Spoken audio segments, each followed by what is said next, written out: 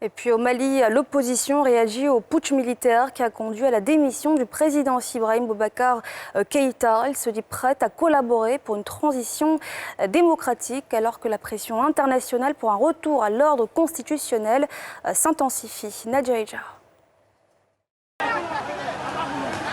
Au Mali, l'opposition félicite l'action des militaires qui ont renversé le régime d'Ibrahim Boubacar Keïta.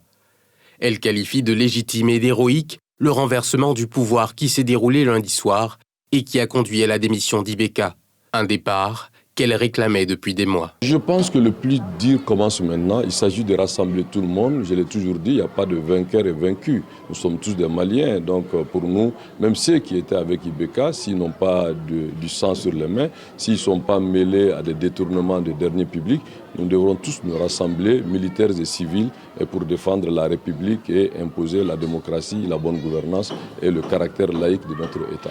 Pour montrer son adhésion à ce coup militaire, la coalition de l'opposition se dit prête à travailler avec la junte à l'élaboration d'une transition politique. On accompagne le processus. Nous serons au cœur de ce processus en accompagnant nos forces armées de sécurité pour faire aboutir tout simplement cette élite héroïque qui a commencé depuis 1991, qui a été confisquée par ces régimes oligarchiques.